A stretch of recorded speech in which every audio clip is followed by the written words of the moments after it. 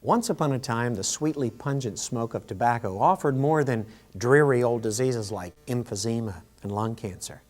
It promised sophistication, sex appeal, even longevity itself.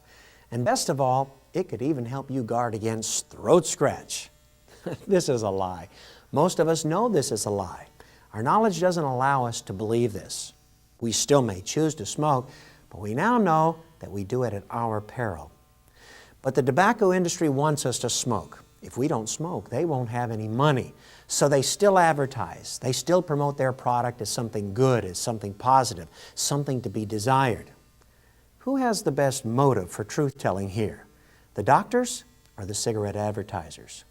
Who do you trust will give you the knowledge you need to make the right choices?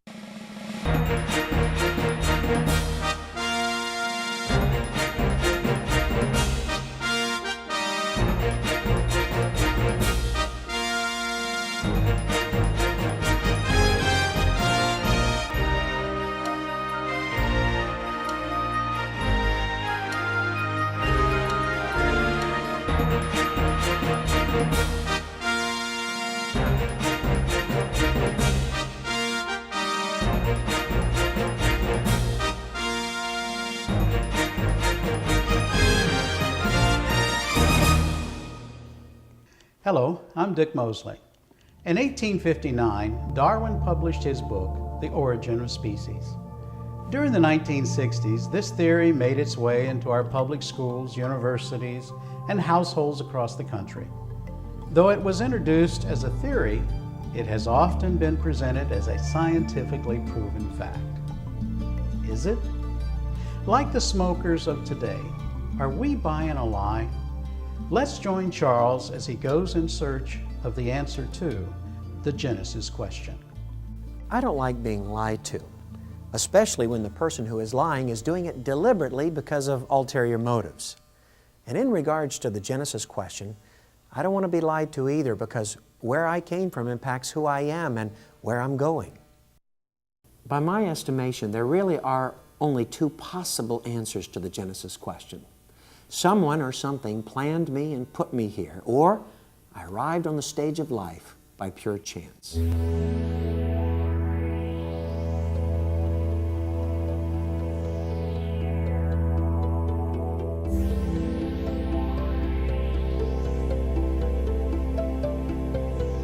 According to the late George Wald, a Nobel Prize winner, the Genesis question boils down to just two possibilities: pattern or chance. Either the evidence indicates some genius designer who had a pattern, a plan, or we came about by random chance through small, gradual changes. According to the American Heritage Dictionary of Cultural Literacy, evolution occurred in 3 stages. First came chemical evolution, in which organic molecules, the molecules that make up living organisms, were formed. The second stage was the development of single cells capable of reproducing themselves. This led to the third stage, in which organisms developed that were capable of sexual reproduction. This whole evolution thing is so simple. The theory says it all happened in 3 steps: chemical evolution, then single cells, and finally sexual reproduction. But what if there is no scientific evidence that step 1 could have happened? What if there's a preponderance of improbability that step 1 is even possible? These are not just abstract questions. Charles Darwin himself said, "If it could be demonstrated that any complex organ existed which could not possibly have been formed by numerous successive slight modifications, my theory would absolutely break down." According to the inventor of the theory, if chance could not produce a single cell, then the whole theory breaks down. But none of us were there. The evolutionist wasn't there. The creationist wasn't there. To find the answer to this question, all of us are reduced to using the same methods a detective must use in solving a crime. We all must look at the evidence. No one would look at a jet airplane and say, "Well, I declare, that earthquake really did something special with that junkyard of Uncle Leroy's. I wonder if that junk can fly." No one would look at a skeleton of a house, all the 2x4s, and say, "Whoa, Isn't it amazing what windstorms do these days, man? Dude, in my day, it just blew things to pieces. A pattern, a complex structure demands that we reason that someone put things together. Organized supplies, pulled together materials, the right amount of each item, put together in just the right way. This same complex pattern with variable materials, systems, and quantities can be clearly seen in the systems of the human body. We have many systems in our body. First, there's the digestive system. That's the system that processes all our food we eat. Then there's the urinary system. This is really important, but I don't want to talk about this. There's the cardiovascular system. Most of us probably know more about our heart and blood than any other system. There's the nervous system. We all know we have one of these because some people get on our nerves. There's a male and female reproductive system. We'll come back to that in a minute. There's the endocrine system. The endocrine glands secrete fluids that help digestion and metabolism, or how your body uses the nutrients in food, air, and water, etc.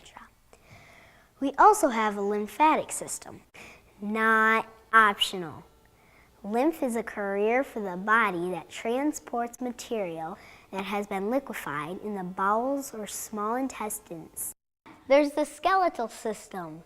Not important to anyone who is a jellyfish, but vital to us. Not only does it hold us up and give us shape, but it helps us make our blood.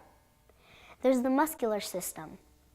This is what uses our bones as levers to move us about. The thing that any biologist knows is that all these systems are absolutely dependent on each other. Take away any one of these systems and the whole person ceases to be. These systems cry pattern, plan, purpose, creative genius. I have a question. How many people partially evolved over the supposed billions of years till one person got it right? You know, I'd like to go back to the male-female reproduction system. Evolutionists want us to believe that the male reproductive system evolved at just the right time to work with all the 8 other systems in the man, but also at the same time somewhere in the universe, another person, a female, evolved with the same 9 systems, except her reproductive system was exactly complementary to the male's. And that's how we reproduce the human race. Really. Evolutionists want us to believe that without any outside help, you and I, the flowers and bees, whales, in short, every living thing, all happened by random selection or chance. If we didn't get here by design, then we got here by chance. These are the 2 options. In our search for the truth, we're going to take a closer look at the most basic building blocks of life called amino acids. Every cell in our body is made up of numerous proteins. These proteins are in turn made up of amino acids linked together in long chains. Let's make this simple. Let's say that you're a book with 10 million stories. Each story is one cell of your body. Each cell or story is made up of complete sentences called proteins. Each sentence, each protein, is made up of letters called amino acids. You may not know this, but amino acids or letters have been created by scientists in a lab. In 1952, a young graduate student at the University of Chicago named Stanley Miller performed one of the most famous experiments in modern science. He wanted to know what chemical reactions might have produced billions of years ago. He constructed an apparatus that contained all the elements that should have been on Earth, a pool of water and several sparking electrodes to simulate lightning. After a week of boiling water and sparking electrodes, Miller discovered several different amino acids had been created. According to my experiment, the basic materials needed for living organisms could have been available to kickstart biological evolution as proposed by Darwin. Newspapers declared that Stanley Miller had almost created life in a test tube. Other scientists conducted similar experiments with increased modifications to the environment, and in the next 30 years created all but 3 of the 20 naturally occurring amino acids. But there are some problems. First, his experiment and the following experiments by other scientists created or produced amino acids. They didn't occur naturally.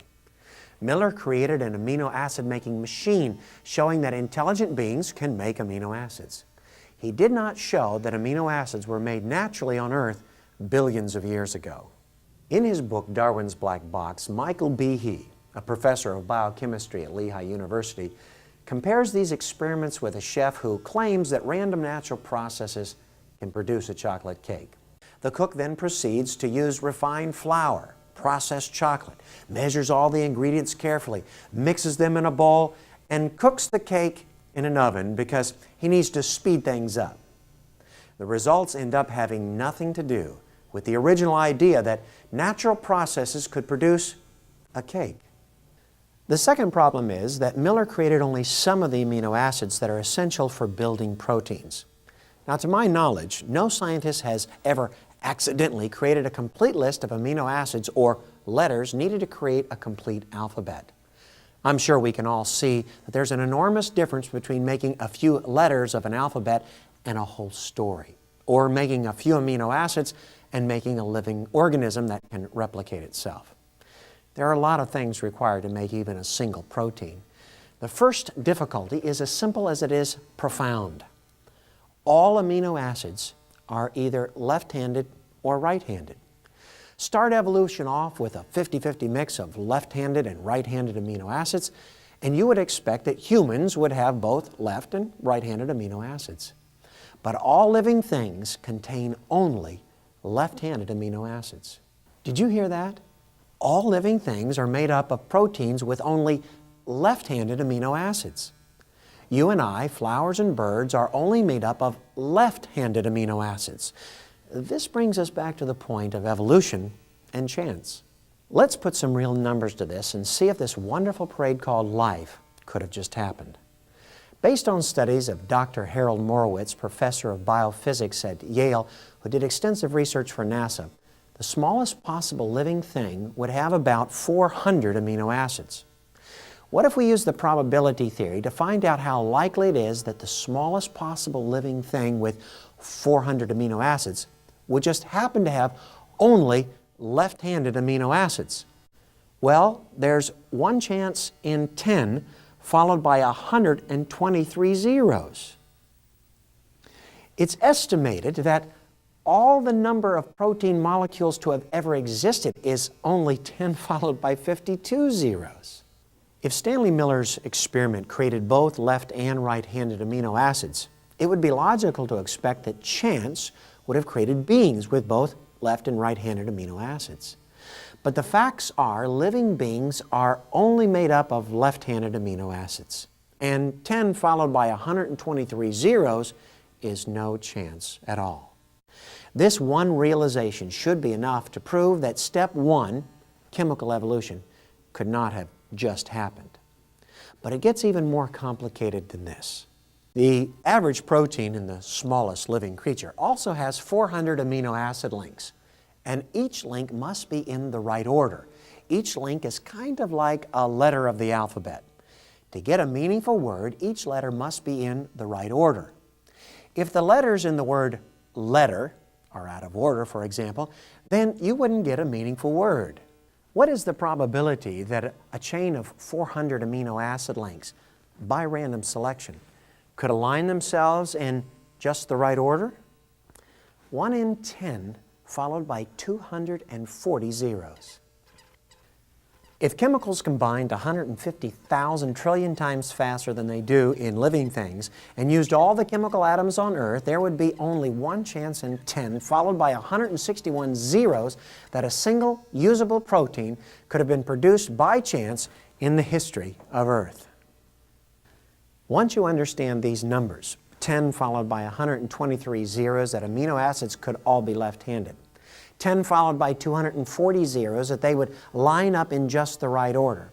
Once you understand these numbers, the evidence forces you to come to the conclusion that small, gradual changes, natural laws, chance, didn't make the proteins essential to life. Using the probability theory, mathematicians have come to understand that anything beyond 50 zeros is impossible.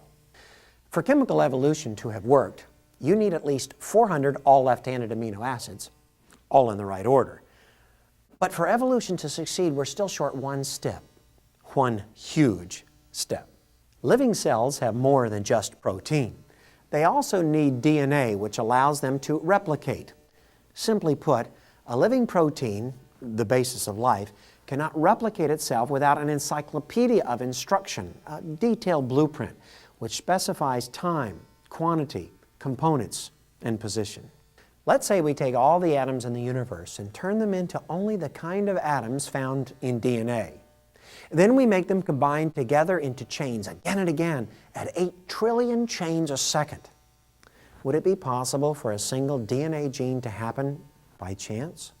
Only if we have 10 followed by 147 zeros years. How long is that?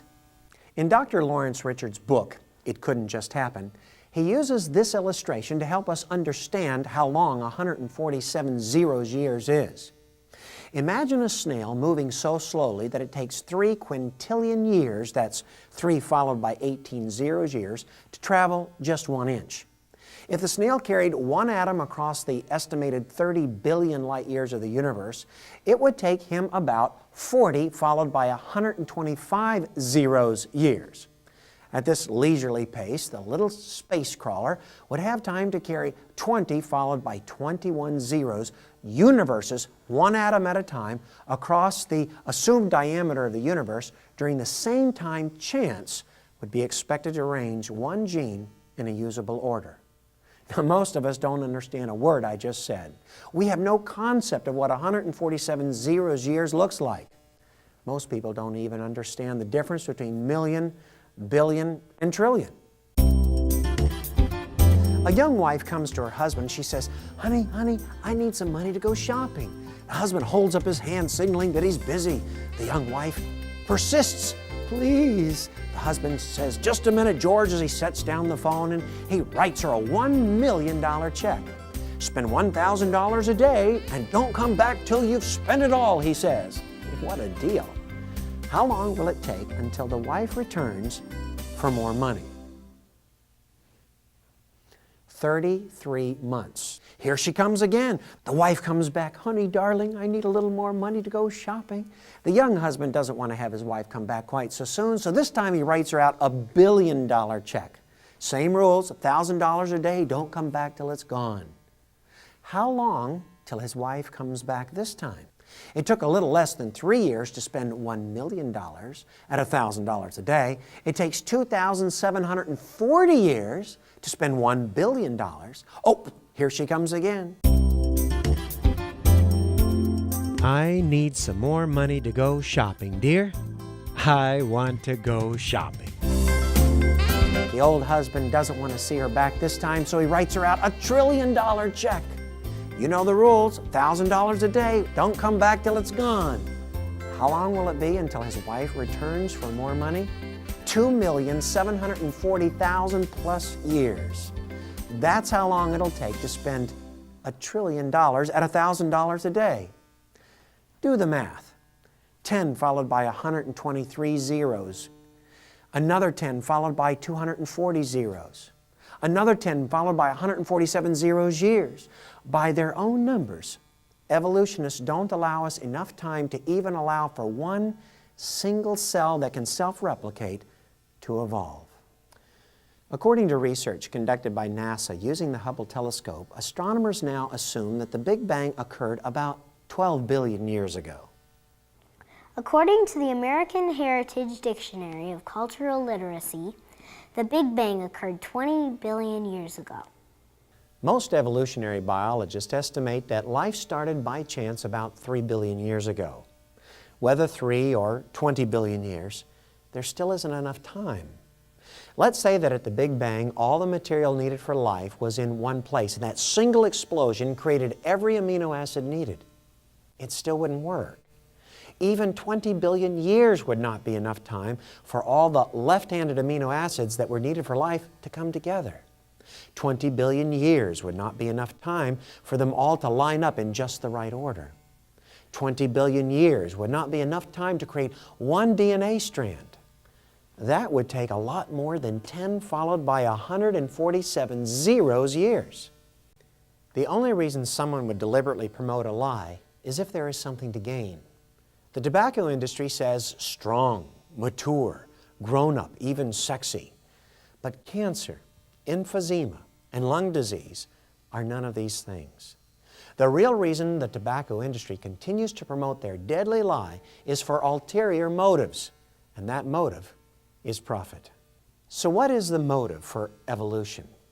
What would the patrons of this theory give as their reason for believing and promoting the concept that we are all products of chance, slight mutations that occurred over billions of years? The answer is as startling as it is revealing. Here, in their own words, are the self-stated motives for the promotion of the theory.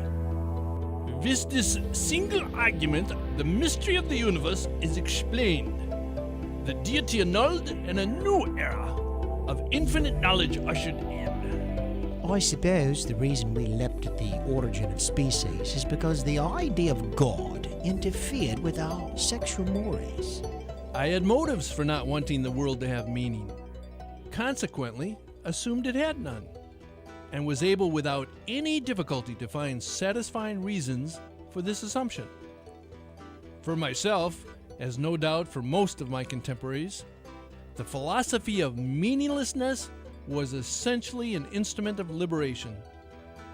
The liberation we desired was simultaneously liberation from a certain political and economic system and liberation from a certain system of morality. Their motives, in their own words, are summarized simply.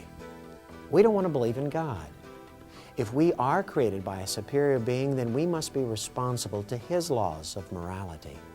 We can't have sex with whomever we want, whenever we want. If there is a higher power, then we must be accountable. But if we can create a reason for our existence that makes us a product of chance, then we have no responsibility to be obedient to society's rules or God's laws. Many other famous Darwinists have been atheists. Francis Crick, co-discoverer of the double helix, was a signer of the Humanist Manifesto, which is a foundational document of a major atheist organization. Harvard's Richard Lewontin and Stephen Gould, both leading biological evolutionists, proudly claim Marxist or atheistic inspiration for their biological theories. In my search for the truth, I may not know who or what created me. He, she, it may not even be a nice person. But from the evidence, I know whoever the Creator is, the Creator is incredibly brilliant, beyond our human capability of understanding. Does it seem wise? Is it reasonable to ignore the glaring evidence?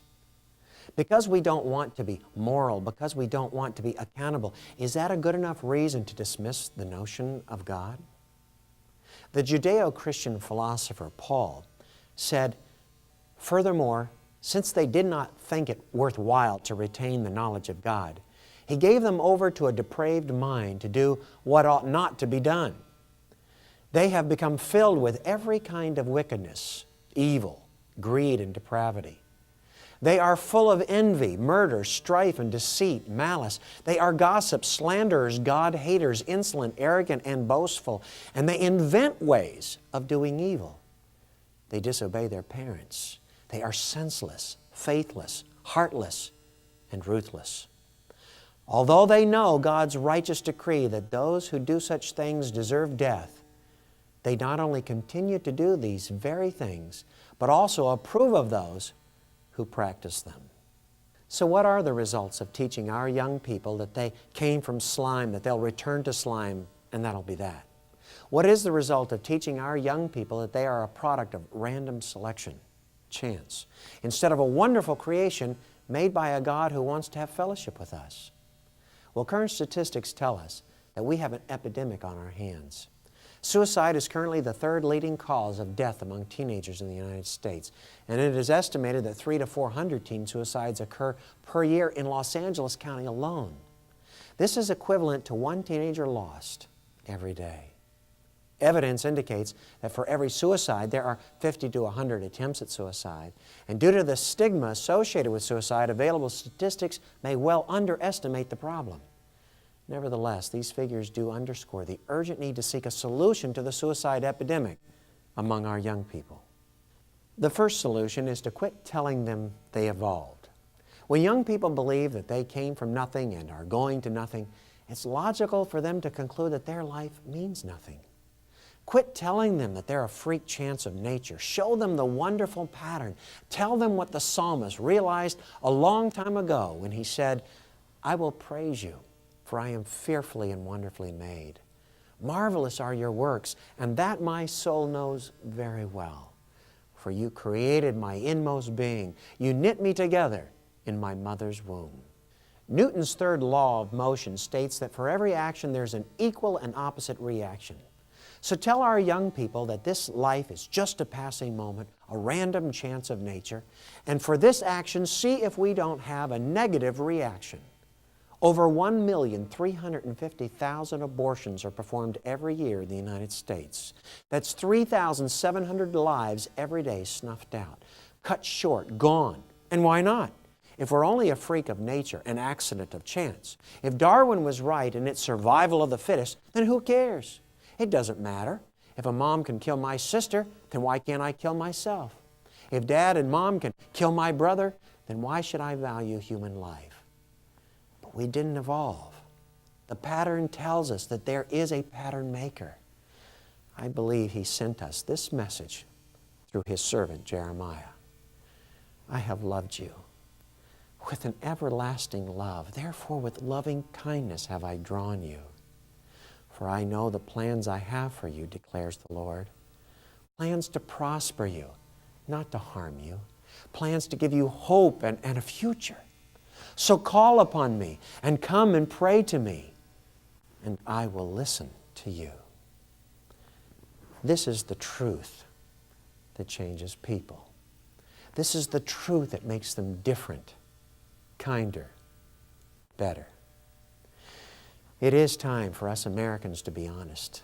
If we don't like God, if we don't want to serve Him, then just say that. But we shouldn't try to find some lame excuse that shows our ignorance, foolishness, and perhaps even stupidity. We did not evolve. I'll freely admit that it takes faith to believe that there is a Creator. But it is a faith based on the reality of evidence. It takes blind faith to believe in evolution. We are in trouble as a nation. Our morals are bankrupt. We are evolving, but in a downward spiral of degeneration. Is there any hope? I believe there is. A complex design causes each of us to come to the conclusion that there was a master designer. No reasonable person would suggest that the Colosseum in Rome did evolve or even could evolve no matter how much time was given. But who is the Creator? Can we know Him, her, or it? Is the Creator an intelligent being or merely a universal force? Next time, in our search for the truth, Charles will be taking us to the Middle East, where he will again look critically for the answers to these questions. Join our search for the truth next time as we find the Creator's message in a bottle.